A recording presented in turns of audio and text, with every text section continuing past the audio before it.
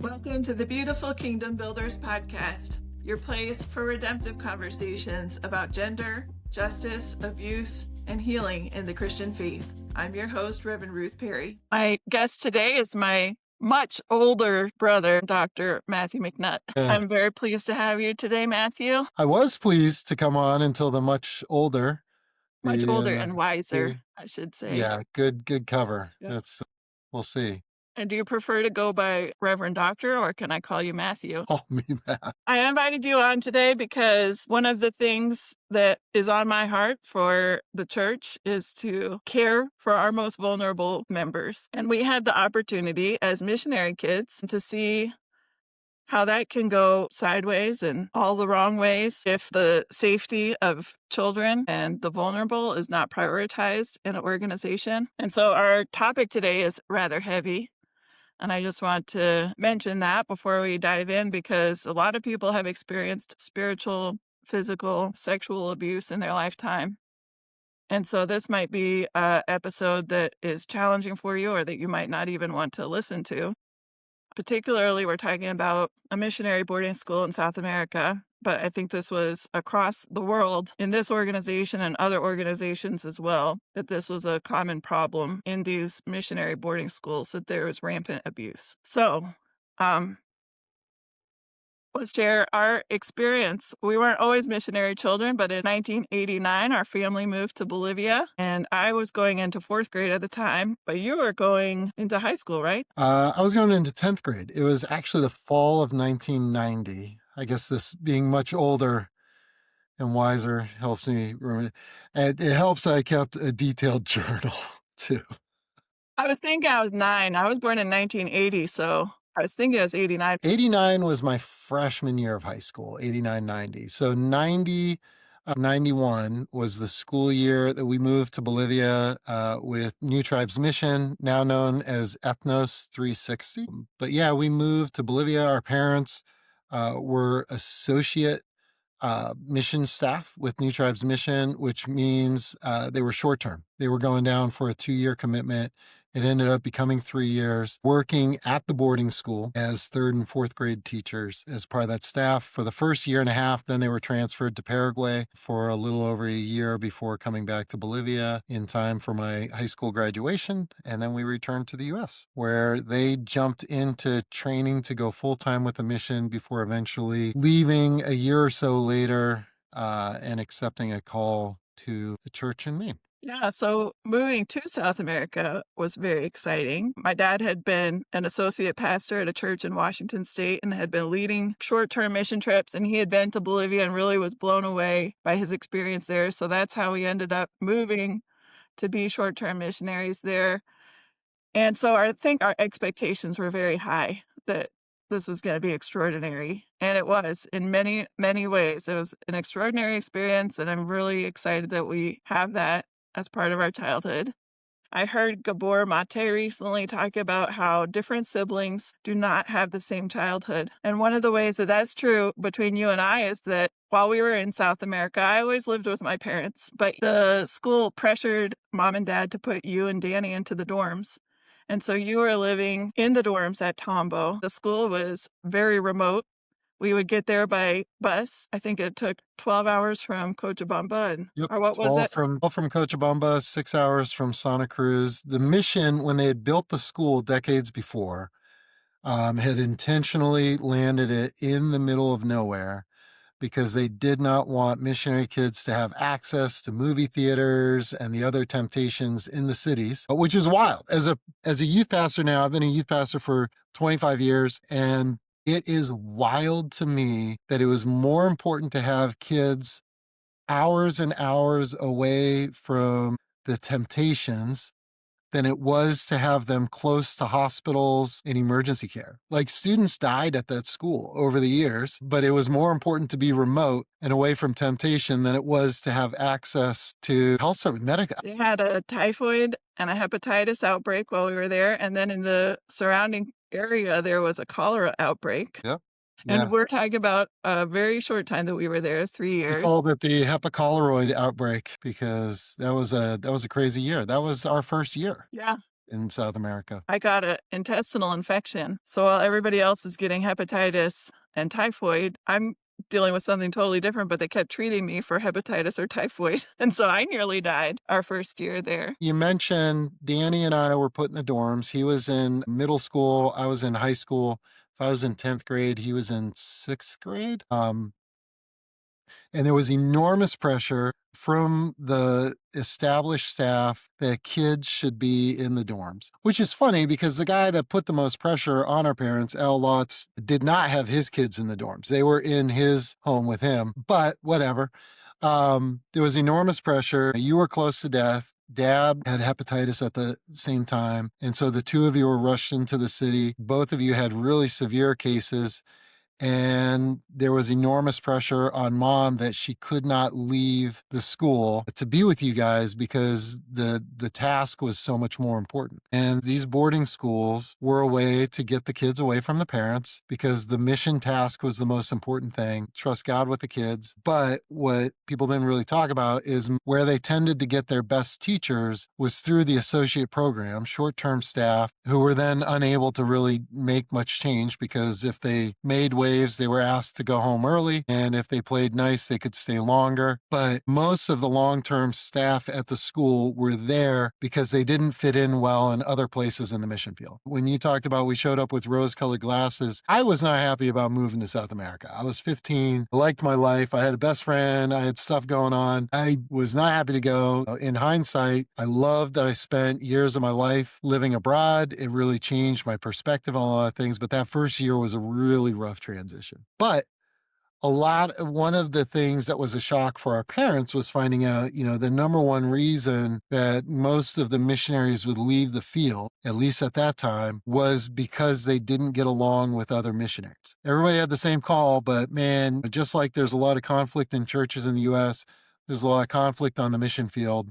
And it's a lot harder when there's only 3 families out in a remote base. If you don't get along, it just gets bad quick. And so it's so hard to find missionaries to begin with. It's even harder to find missionaries who are able to raise their support and get to the country, that once you get missionaries down there, if they don't fit into what they were called to, man, there's a desperation. We got to put them somewhere, right? Like we can't waste these bodies. And so we had dorm parents and teachers with no formal training that did not go to the field for that. I remember one couple, wildly racist.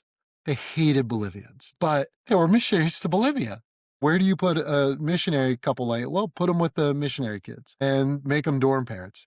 We had other people that had all sorts of conflict in other places, couldn't fit in anywhere. Well, then they can be dorm parents. They can be teachers. And it was just a weird mix of dysfunctional career missionaries that couldn't fit in other places. Very few of them were at the school because that's what they went to Bolivia to be missionaries for, which right away creates a really dangerous groundwork um, for who's going to be working with kids.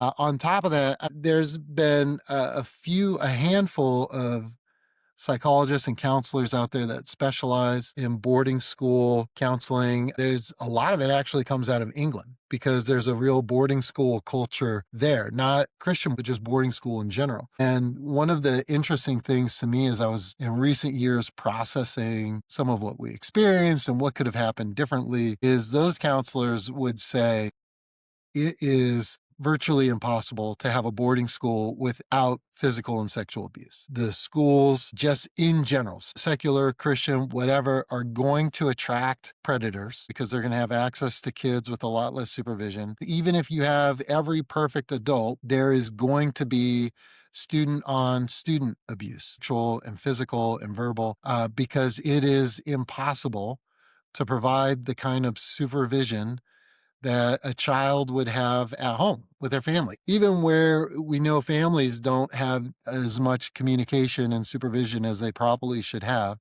if you stick 15 or 20 high school guys in a home together with one set of parents, even if they are the best dorm parents in the world, there's no way for them to adequately supervise and protect 15 to 20 high school boys, even from each other. And so, yeah, our boarding school had tons of abuse. When we first went down, just in the 3 years that we were there were several missionaries kicked out of the school and off the field for sexual abuse of kids and students. And I remember for years thinking to myself, that must have just been a really weird 3 years in Tambo's history. Like, just bizarre. Like, how could that possibly be whatever? And around 15 years ago, 16 years ago, one of my friends from Tambo who had rejoined the mission was stunned to find out that his abuser, who was not kicked out while we were there, she was still there when we were there as students. I think you had her as a teacher, Susan Major. Yeah, I'll say names. I mean, even as students, she was no longer allowed to spank kids because she had so viciously beat and left scars on kids for the most minor offenses. So it was known. She was a known abuser. He was stunned to find out that she was still in the mission, that she had just been moved to a boarding school in Mexico. And so he was like, she should not be in the mission. She needs to be gone. Like, this is outrageous that she's been in the mission at that point for decades and decades, abusing kids. And they were like, well, the Bible says you can't have just one person bring an accusation against a leader. There needs to be two or three witnesses. And, he was kind of stunned because it was already a known thing by the time we had shown up in South America. He was my age at that point, but as a fifth and sixth grade student, he had had her. And in the years since, she wasn't allowed to beat kids anymore because it was such a known thing. And so he started a Facebook group and just grabbed every former missionary kid from our boarding school that he could think of and was just like, hey, I need one or two more people that were abused by her to be willing to come forward, or she's going to keep abusing kids in this mission. And so some people did come forward. They did finally remove her and fire her from the organization.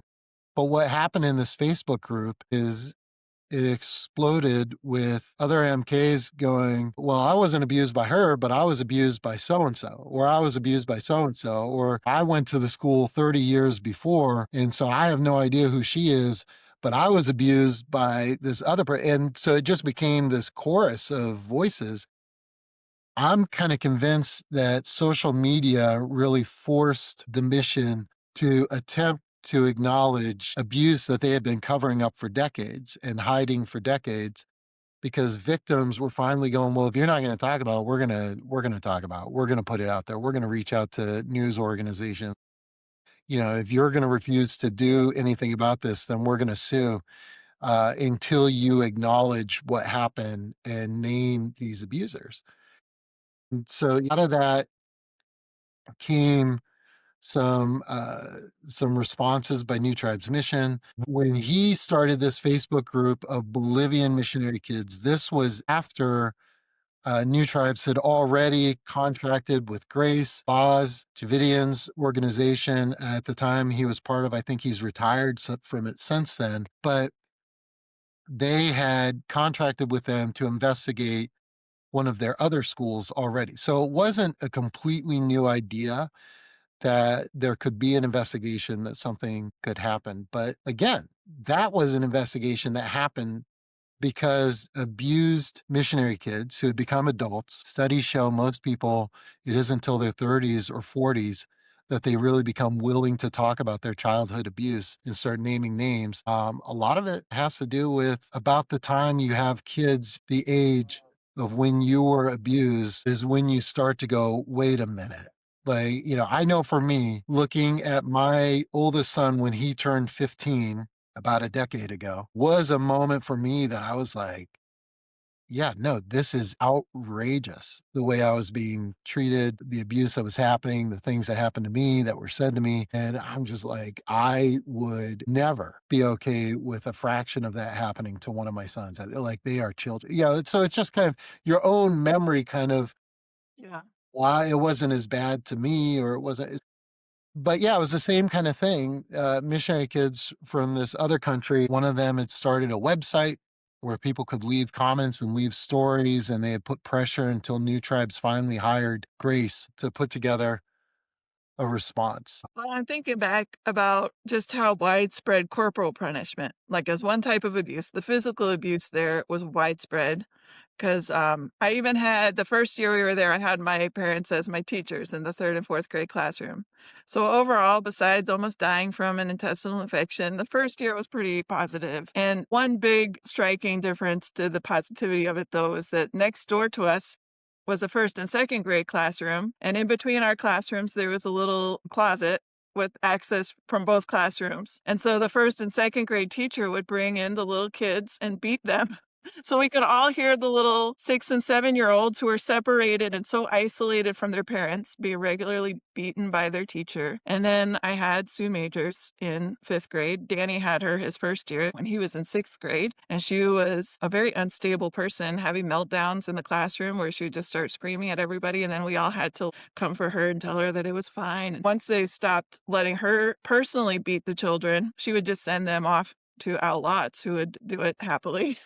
For Yeah, he was the director of the school, and what was supposed to be the solution to her beating kids was send them to him, and then he would evaluate whether or not a spanking was actually justified. And like for reference, one of the times Danny and some of his classmates were sent to get a beating because they were taking a test and they were supposed to keep their pencil on the paper the entire time.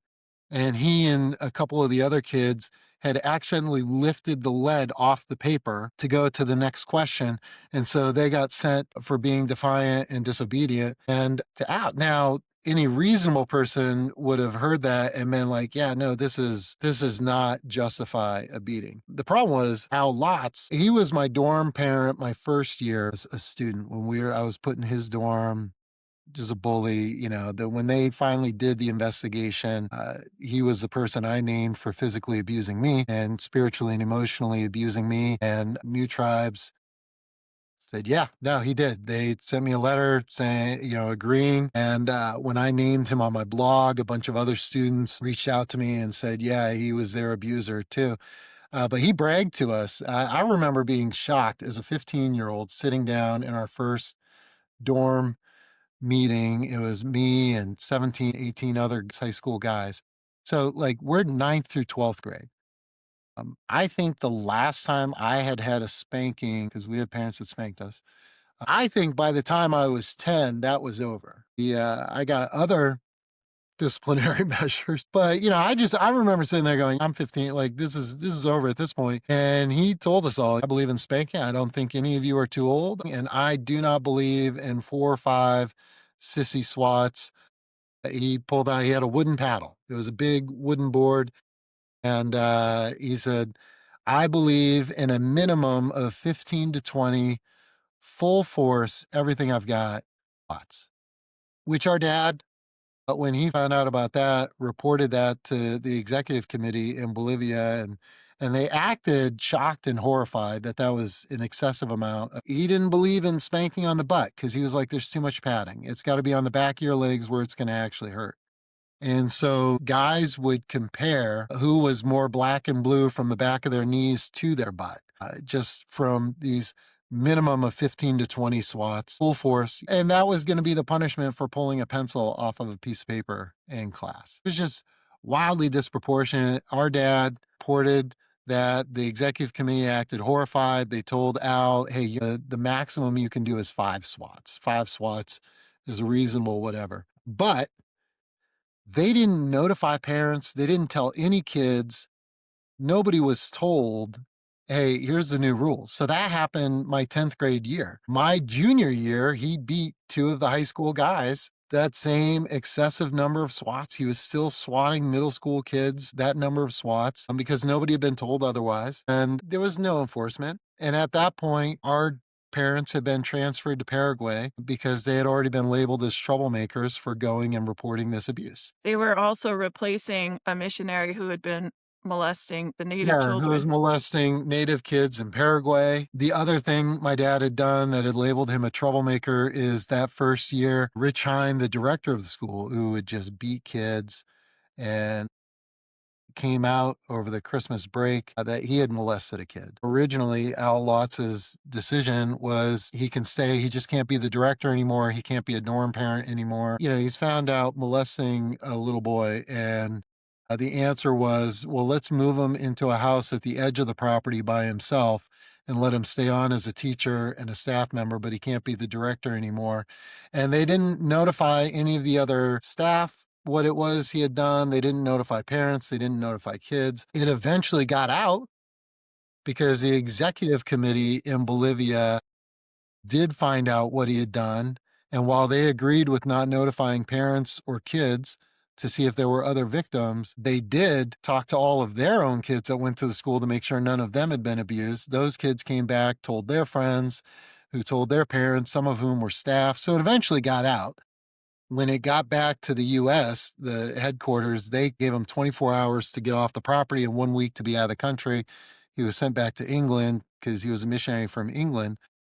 But once he was there, they didn't notify his church. They didn't notify anybody there. They didn't notify authorities. They just fired him from the mission and turned him loose. And I know that because I went to the New Tribes Bible School in England and I inadvertently started attending his home church 3 years after he was kicked off the field. And the pastor, who had been the pastor at the church for 12 years at that point, so he was Rich Hines' sending church and sending pastor, was like, wait a minute, you came from Bolivia? And I was like, yeah. And he's like, do you know Rich Hine? And I'm like, yeah. He was like, do you want to see him? I can, get you guys connected. And I was like, no, no, I don't really know. And then the pastor goes, it's really strange that he came back about 2, 3 years ago from Bolivia. And it's like nobody at the mission wants anything to do with him. Because the British headquarters were there in that town. And he was like, he's just kind of here in the community. He doesn't hardly come to church anymore. He's like, I've never really known why. And I remembered thinking, it's like, this is not my job. Like, I should not have to be the one to. And I regret now, I didn't tell the pastor what he had done. In hindsight, I wish 19-year-old me had had the courage to tell this pastor exactly what had happened. But I didn't. And at that point, we had been in South America for 3 years. Our parents had been in the training for a year. Now I was in the Bible school. So at this point, I had been connected to the mission for about 5 years. And it was really great. Like, we were not allowed to talk about Rich Hyde. Like, they literally told us that when they told the kids, hey, he had a sin issue. They weren't going to tell us what, but he confessed it. We forgave him. It's all good. And you are not allowed to talk about it ever again. Literally. And so, yeah, 5 years later, I was like, I'm not allowed to talk about this. He also had, on his way out that day, he came into the lunchroom where the entire school was eating lunch and took the microphone and cried and made himself out to be a victim. Al So Lotz, yeah, Al Lotz gave him the mic and told him he could say goodbye. And he was sobbing and he was like, I don't understand why this is happening. I was told it was okay. And so, I mean, there is a certain reality. They did a disservice to him by minimizing what he had done, by telling him it was okay. So it was a shock to his system. I have no sympathy for him whatsoever. I have no, he was an abuser that was judged by other abusers. So, of course, what he had done did not seem like a big deal to them. Yeah, he went on. All these kids in the room are crying, like, oh, the executive committee in Florida is so mean. Why would they do this? He couldn't have ever done anything to deserve this. And meanwhile, the victim that had the courage to tell their parents what had happened, right? The vast majority of victims don't speak up ever. A very small percentage do. So this victim has the courage to speak up, to say what had happened, to tell their parents. The parents actually say something. The guy gets kicked out. And so now this victim is sitting in this room while all of their peers are crying and going like, oh, this is awful. Why are they doing this to him? How could this happen? Poor Mr. Hine. I remember 15 years ago when I met with the investigators telling that story, that's the part of the report that I broke down talking about, because it was just so abhorrent to me to think that there was a middle school child in that room watching everyone feel sorry for Rich Hine because this kid had done the right thing and told and got help. right? Like, and then people wonder why victims don't want to come forward because they don't get protected. They don't get looked out for. And New Tribe's entire response has been to cover up and hide what is done, to drag their feet at naming anyone, to not want to tell people what happened or why. What would have been the appropriate response from the executive community and committee in Florida to the news that they had a pedophile working at a school with a bunch of vulnerable children? Like, tell me step by step what you think they ought to have done and where they failed. Well, they failed on every level. They still continue to fail. In the example of Rich Hine, the moment they knew what he had done, especially since he admitted to it, right? When he was confronted, he admitted that he had done that. Uh, the reality is they should have assumed that the odds of his one and only victim coming forward are ridiculously small. There's no way he didn't have other victims, especially as a dorm, like he just had access and he had authority.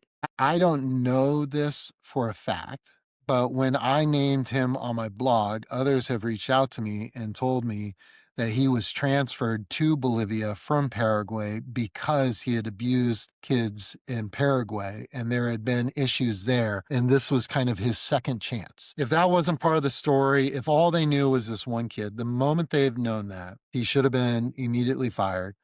I think he should have been reported to Bolivian authorities because he molested a kid in Bolivia. They should have reported him to U.S. authorities because this was an American citizen. They should have reported him to British authorities because he was a British citizen. His supporting churches should have been notified, hey, he is being removed and this is why, right?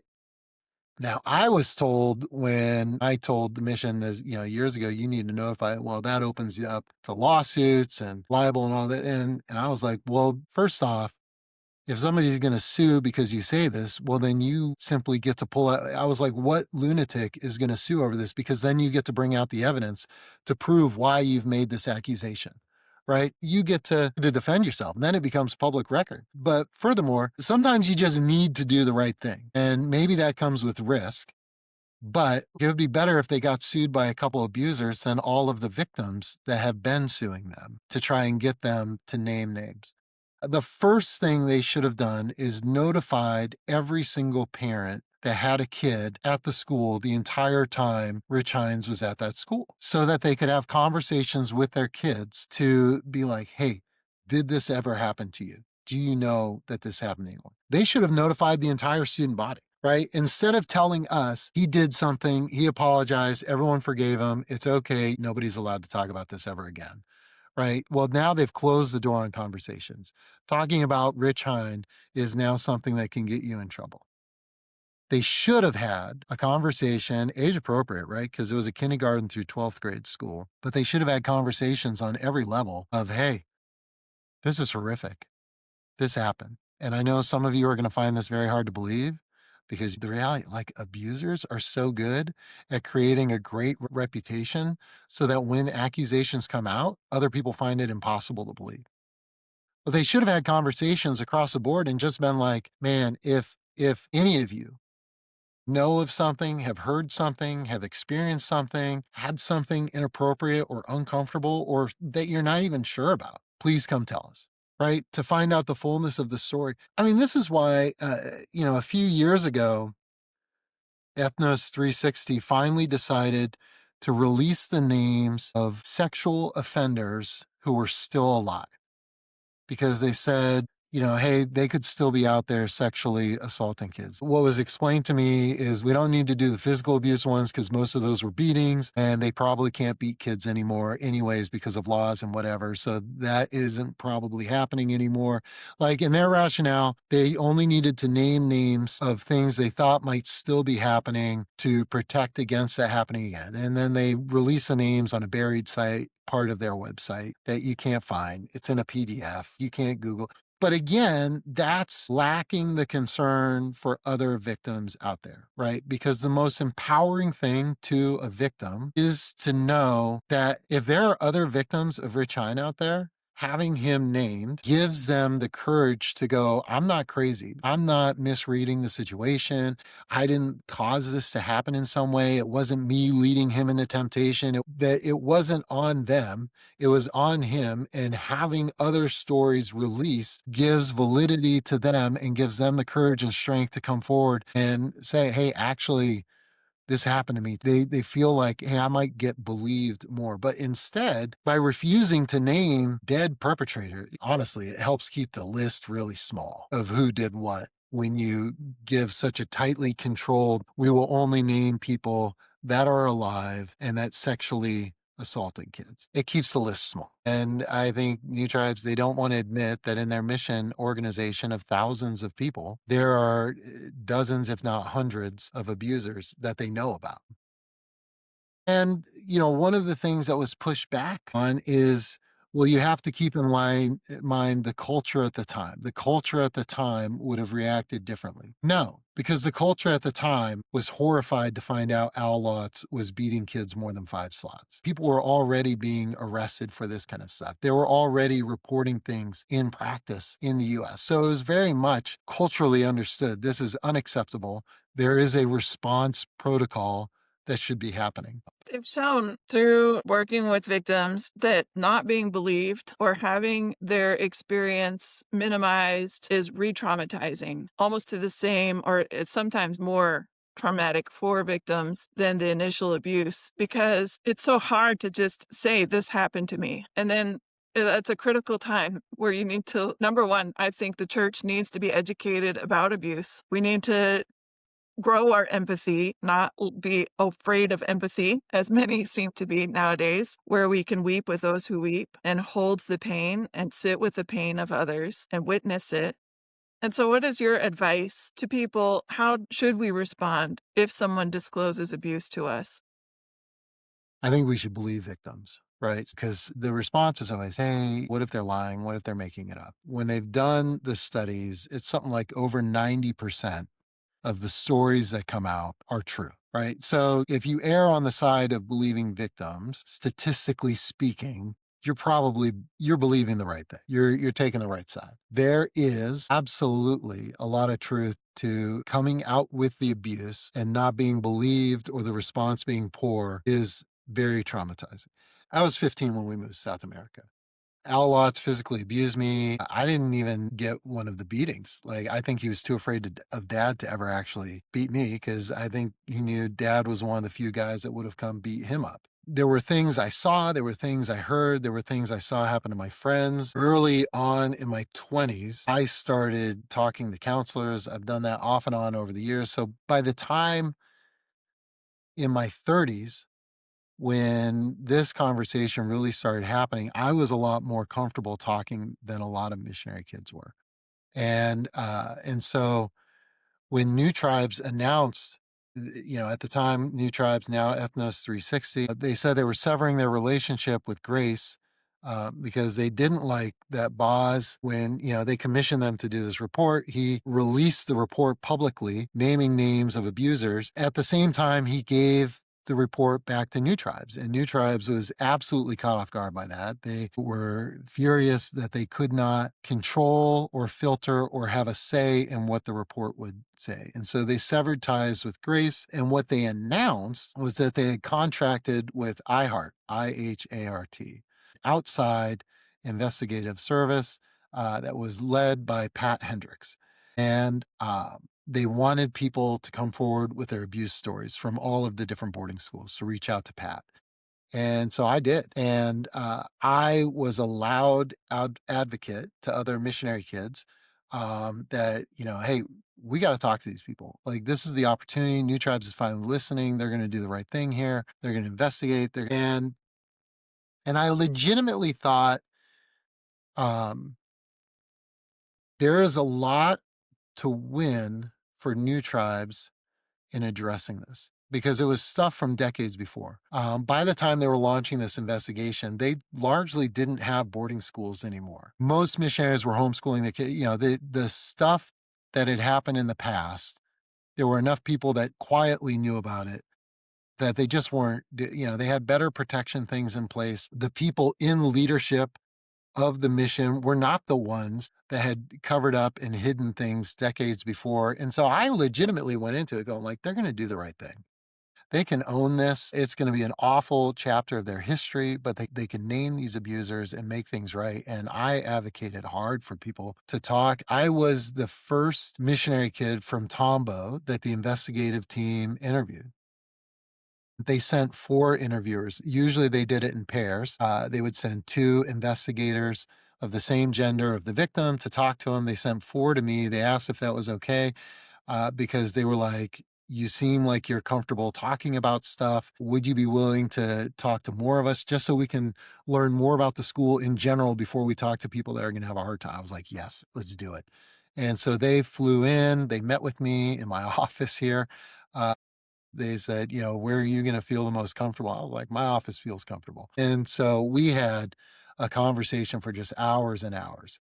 And it was really good. And Pat had hired a lot of retired abuse investigators, law enforcement investigators, and put together this team. And so then over the next couple of years, they were interviewing more and more missionary kids. I was telling people, you got to do this. It felt so empowering to me to finally be heard and listened to. I was like, this is such a good thing. And then I was recruited to be on the first recommendations panel that Pat Hendricks formed for the first report that IHART was going to issue. And I was part of a team of 6 or 7, 8 people that we were all recruited because of different backgrounds. There were a couple counselors, there were some missionary kids, there were missionaries, former missionaries. They wanted pastoral presence. And so part of what they liked about having me on this panel was that I checked off multiple boxes. I'm a youth pastor, so I'm a professional youth worker. I was a missionary kid.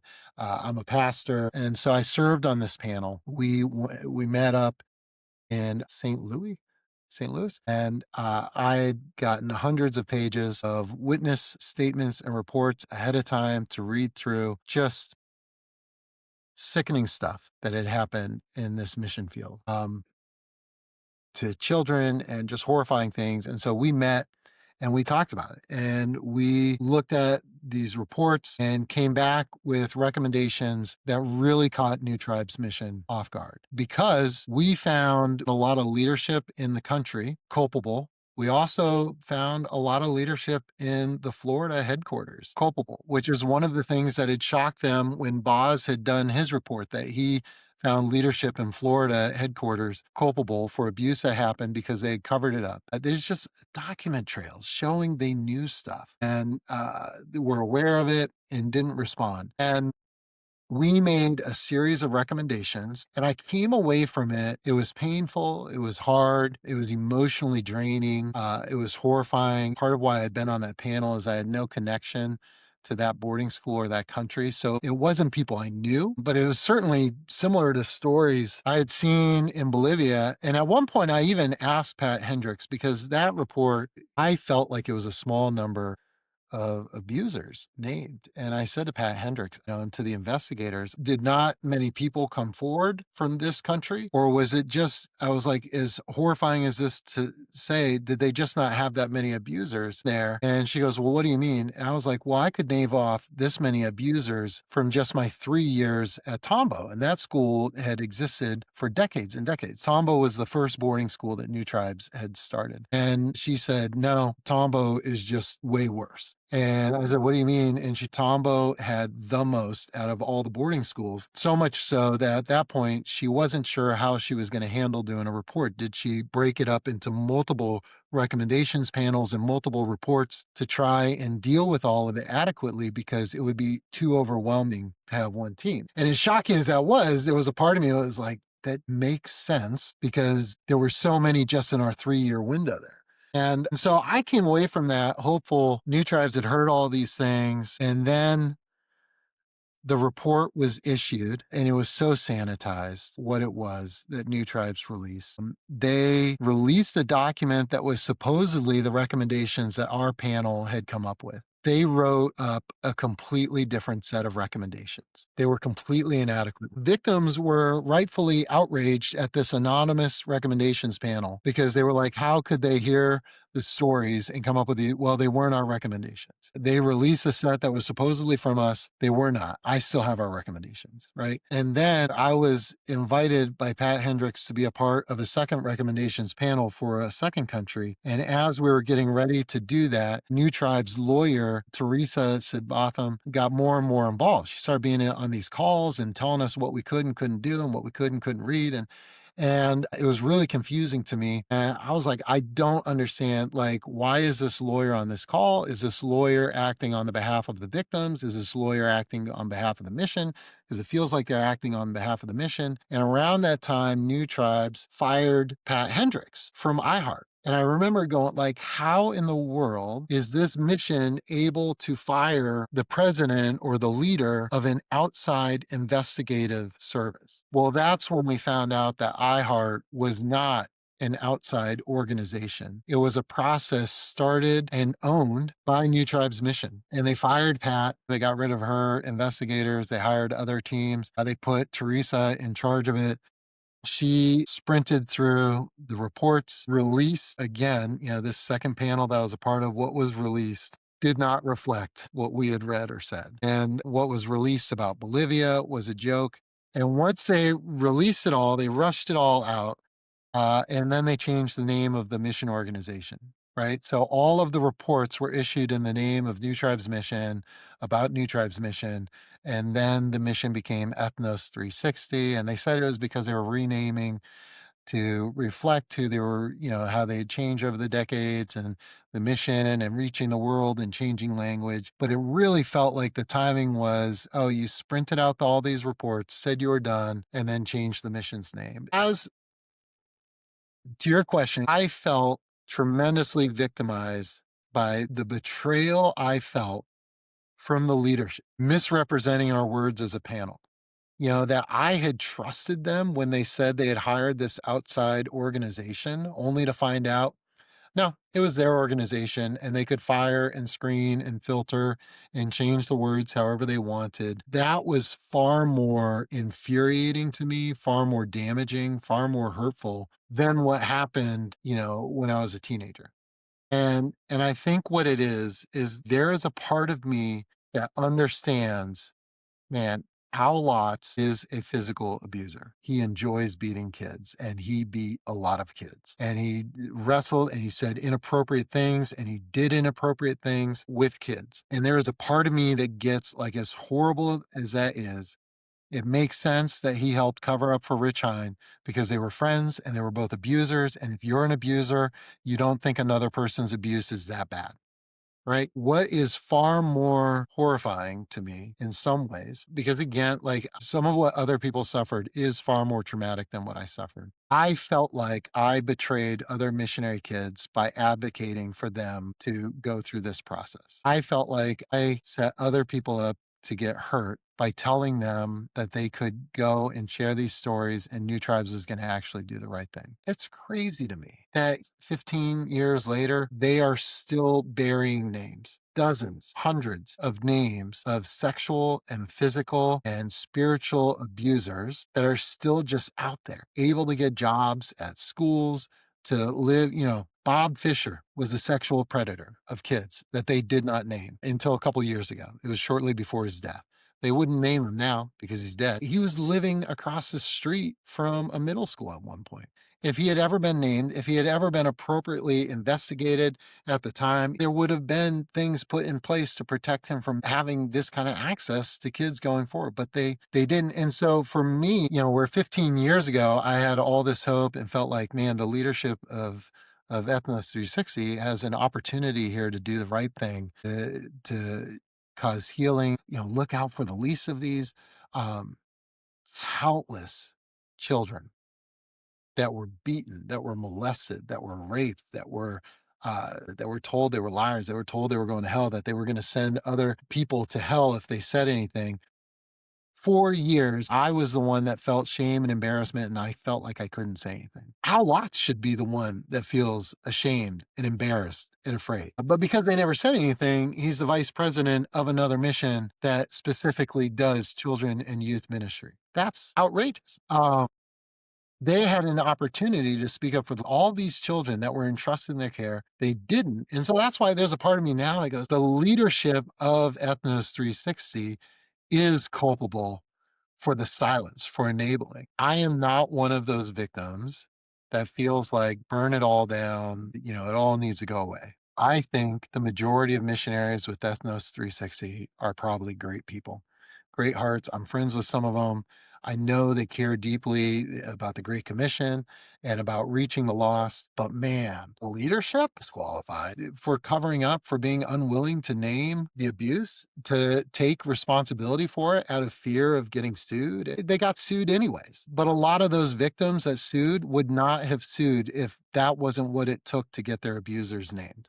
To go back to your question, Christians need to believe victims, and this is real. The Bible does call us to forgive. There needs to be a path for forgiveness, restoration, but the Bible also tells us to not be like a dog returning to its vomit and to be as wise as serpents, innocent as doves. Like, we need to forgive, but we also need to take steps and do the right thing. And what seems to be happening in the culture at large is that the church, that Christianity, that these missions organizations are the least likely to name and expose abusers, that they're far more interested in protecting the organization than they are in protecting and advocating for victims. And what they actually end up doing in that case is advocating for and protecting abusers. Not naming Rich Hine is advocating for Rich Hine, right? Yes. It's not advocating for his victims, it's advocating for his reputation and advocating for the people that will feel uncomfortable knowing that the person they supported or liked did this. It's wanting to protect the reputation that missionaries are up on a pedestal. A lot of missionaries are really great, kind people with incredible hearts for God. But just like every organization out there, just like every church out there that is dysfunctional people as well, or leaders in sin, there are missionaries in sin that need to be named, that need to be brought to light because, hey, like, you cannot have an organization with thousands of missionaries and 100% of them are going to be sinless, perfect. Like, no, we're all fallen people. And it says a lot more about us how we respond. Years ago, friend of ours, a mutual friend of ours actually, was going to be checking out our church. And it was right after one of our pastors, something had come to light. And it was a really ugly situation. And we were going to be addressing it to the church. And I said to him, like, hey, I got to be honest, this is going to be a really uncomfortable Sunday. I don't know if this is the one that you want to come check out our church with. Right. And his response was so true because he said, actually, I think I can learn a lot more about your church in seeing how it handles this. And I mean, that was coming from a guy who had worked in a ministry where some bad stuff had gone down. I think some people rationalize defending abusers as, hey, we need to minister to them. Yes, there are steps there, but there's also things that need to happen if you're choosing the perpetrator over the victim, which tends to be more comfortable for everyone, right? Because then we get to all pat ourselves on the back of, look, like, he did this horrible thing and we are helping him become a good person again. Like, we are loving him so well and we're embracing him and we're not showing the love of Christ. And meanwhile, we've chased the victim off and we've communicated to any other victims out there, hey, this is not a safe place. So that was a long winded way of saying, yeah, I felt more betrayed by New Tribes and Ethnos 360 in the response than I did in what happened 35 years ago. And I think that continues to be a black stain on that ministry and a black stain on their leadership that needs to be acknowledged fully and finished. And that's why there are still victims hurt and upset and posting things online and trying to bring awareness. I should not have felt like I needed to be the one to write a blog post about Al Locks. New Tribe should have taken care of that. I should not have been the one that felt like I needed to write a post about Rich Hine.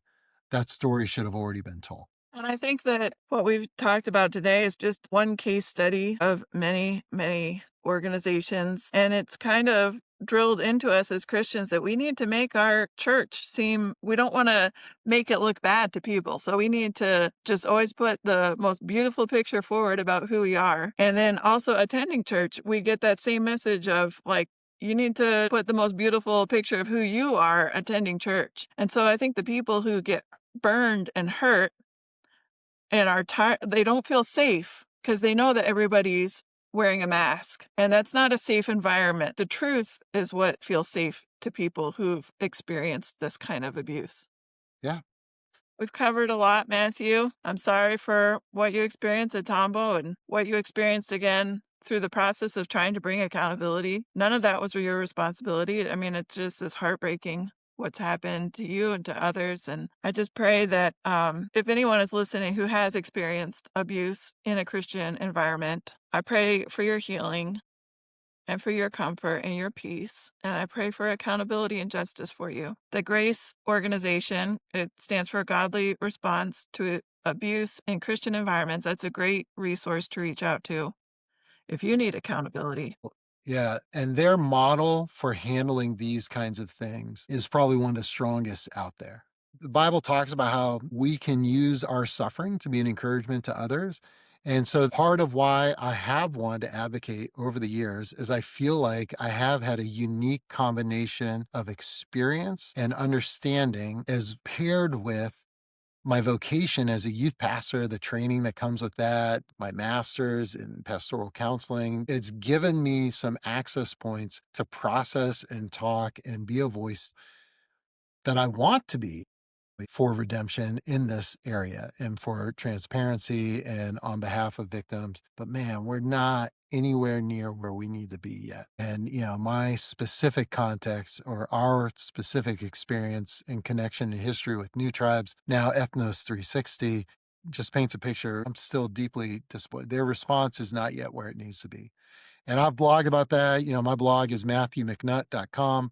All you have to do is search New Tribes or Ethnos360 on there, and you will find my posts where I've documented some of that stuff a lot more thoroughly than what I can say in a podcast format. Check that out, MatthewMcNutt.com. And thanks for being on the Beautiful Kingdom Builders podcast with me, Matthew. Yeah. Do you want to have the last word here before we sign off? I mean, that would be a first. I Sorry, see the I point. went so long without any sibling rivalry. No, I'm excited you're doing this. I'm excited to be a part of it. I've enjoyed watching. I think over the years, this has become an unexpected platform for you.